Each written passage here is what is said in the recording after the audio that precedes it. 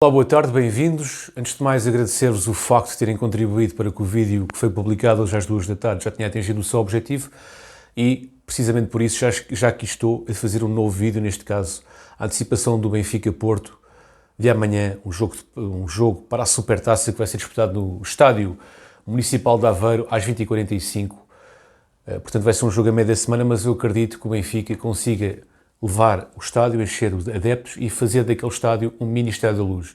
Portanto, amanhã vamos fazer do Estádio Municipal de Aveiro o Inferno da Luz. O Benfica, o ano passado, foi campeão, muito também por mérito dos adeptos, que transformaram o Estádio da Luz numa claque gigantesca de apoio ao clube. E, portanto, acredito que amanhã isso seja replicado no Estádio Municipal de Aveiro e que os adeptos empurrem a equipa para a frente. O jogo vai ser às 20h45, como vos disse, mas agora o que realmente interessa é falarmos de quem é que parte em vantagem para este jogo. O Benfica, por ser campeão nacional, para mim parte em vantagem, natural. Precisamente por isso, só por isso, já era fator essencial para o Benfica ser favorito. É verdade que o Porto ganhou a Taça de Portugal, mas a Taça de Portugal é um troféu menor, tendo em conta a complexidade e a dificuldade que é um campeonato nacional. E, portanto, nessa medida o Benfica parte em vantagem. Mas, no entanto, temos que verificar uma coisa. Qual é a equipa que está com mais rotinas neste momento? Benfica ou Porto?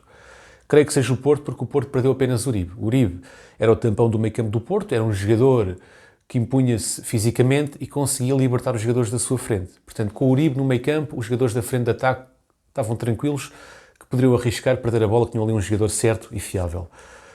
Os jogadores da retaguarda, por vezes, também avançavam no terreno, sabendo que o Uribe fazia a cobertura. E, portanto, perderam o Uribe, que é um grande jogador, mas o Benfica perdeu mais do que o Porto neste momento. O Benfica perdeu Grimaldo e Gonçalo Ramos.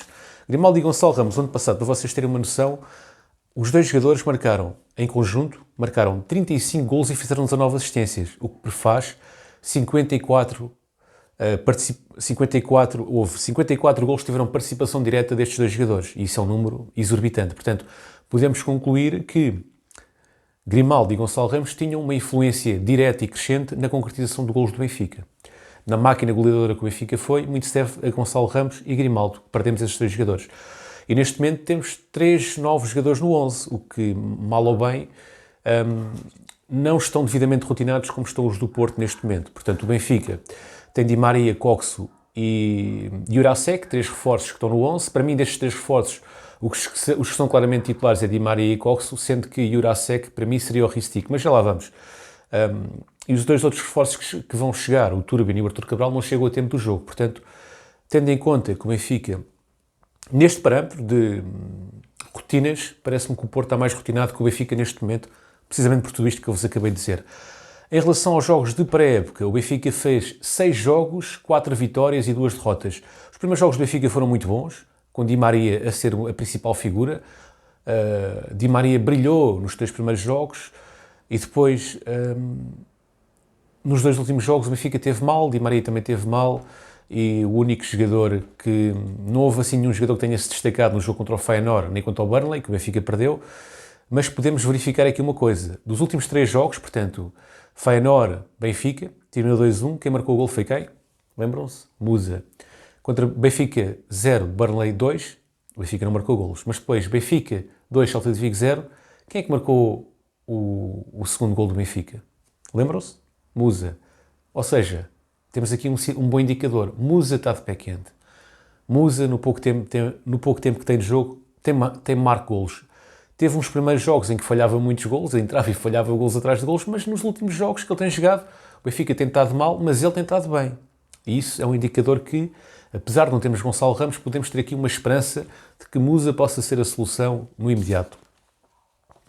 Já agora posso-vos falar também das estatísticas do Porto. Fez 9 jogos, portanto fez mais jogos do que nós da pré-época, tem 6 vitórias, tantas como nós, aliás, tantas como nós não, nós temos 4, mas tem 2 empates e 2 derrotas, sendo que o último jogo que fez foi contra o Braga, ganhou 1-0, empatou contra o Raio Vallecano e empatou contra o Estrela da Amadora 3-3. Portanto, o Porto também não tem assim uma pré-época brilhante, mas apesar de tudo e apesar do histórico que o Porto tem contra o Benfica e nas finais que o Sérgio Conceição tem ganho, que acho que ganhou, salvo erro, corrijam-me se estiver enganado, ganhou as últimas 8 finais que o Porto jogou e, portanto, tendo em conta este dado estatístico, temos que levar o Porto com muita atenção e vestir o fato de macaco e dar tudo dentro de campo para podermos superar esta equipa que é o Porto.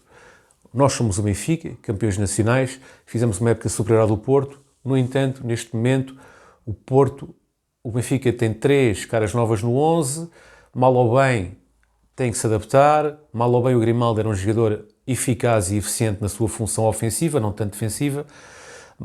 E, portanto, nós temos que perceber que temos que encarar o Porto de igual para igual, vestir o fato de macaco e saber que para ganhar o Porto tem que se percorrer o caminho das pedras. Não é com bailarinas que vamos ganhar o Porto, é com homens de barba rija, com sangue nos olhos, como se costuma dizer, com faca nos dentes, que vão para cima do adversário com vontade de vencer. Obviamente que isto não significa que seja um jogo faltoso, mas um jogo em que os jogadores do Benfica não tenham medo de ir à bola, não tenham medo de dividir bolas e não tenham medo de ter sucesso. Não podem ter medo do sucesso. E para não teres medo do sucesso tens que arriscar. Portanto, arrisquem, rematem e acreditem que podem vencer, porque acredito que realmente vão vencer. Em relação ao 11 inicial, bom, aqui a baliza vai ser o Vlaco Dimos. Aqui a defesa poderá ser Morato, António Silva, Otamendi e António Silva. Apesar do Morato estar a fazer uma excelente pré-época, ter tido propostas para sair e ficar no Benfica, eu para mim punho o Otamendi por um motivo muito simples. Otamendi, capitão do Benfica, líder de balneário, melhor defesa central da época passada, a melhor dupla da Liga BWIN foi Otamendi e António Silva. Portanto, eu repetiria essa dupla porque acho que já houve tempo para o Otamendi recuperar a tempo da pré-época do jogo da Supertaça. Eu sinceramente pensava que não haveria tempo, mas se houve tempo para recuperar o Otamendi, para mim entra o Otamendi. No entanto, se entrar Morato, terá todo o meu apoio e não ficarei minimamente chocado com essa opção. Será uma opção natural.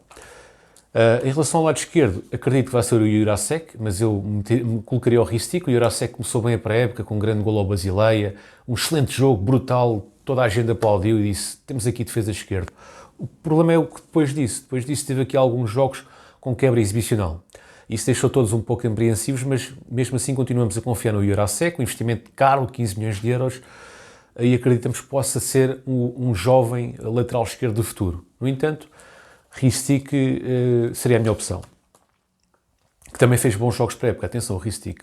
Meio campo, também há aqui muitas dúvidas. Quem é que jogará ao lado de Coxo? Que foi um investimento caro, 30 mais 5 milhões. Será Freddy Ostens? Será Florentino? Será Neves ou será Chiquinho? Eu creio que será Ostens. E porquê? Porque foi ele o titular nos últimos 2 jogos de pré-época. É verdade que os últimos 2 jogos de pré-época não funcionaram, mas creio que será essa a opção de Roger Smith, porque ele normalmente, creio que ele já está a preparar a equipa base para o jogo contra o Porto, que já fez isso nestes 2 jogos de pré-época, já preparou a equipa base contra o Porto. Portanto, creio que seja no meio campo seja Freddy Ostens e Coxo, no meio campo ofensivo Di Maria, Rafa Silva, João Mário e Musa. Creio que será esse o 11. Se bem que também poderá haver aqui algumas adaptações e Roger Smith até poderá jogar sem ponta de lança de início e jogar com 2 jogadores soltos na frente de ataque para baralhar as contas ao Porto. Pode acontecer, não sei se vai acontecer, o mais provável é que jogue Musa, mas se houver ali uma adaptação de, por exemplo, jogar Rafa e Neres, não me chocaria em vez de Musa. Portanto, vamos ver o que é que vai dar, será complicado. Gostaria de ouvir também a vossa opinião, qual será o vosso 11 inicial. O meu 11 inicial não foge muito do Roger Smith. O que eu eventualmente faria era, se calhar colocaria o João Neves no meio campo com o Coxo e colocaria o Freddy Ostens no lado esquerdo do meio campo para reforçar ali um pouco a estrutura defensiva do meio campo do Benfica, porque o Porto é uma equipa que, nós queiramos quer não, tem um bom caudal ofensivo e, portanto, seria basicamente assim, Coxo e João Neves, Freddy Ostens, Rafa Di Maria e Musa. Seria esse o meu 11. Bom, pessoal, muito obrigado por terem assistido ao vídeo. Deixem gosto para atingirmos aqui os mínimos dos mínimos. Portanto, vamos aqui estabelecer uma meta. Normalmente os vídeos, quando são publicados ao fim do dia, têm muito pouca visualização. Portanto, vou aqui estabelecer uma meta mais modesta. 900 visualizações, 90 gostos e 20 e 15 comentários. Vamos estabelecer esta meta. Muito obrigado, até uma próxima. Viva o Benfica e que o Benfica ganhe a Supertaça. Fiquem bem.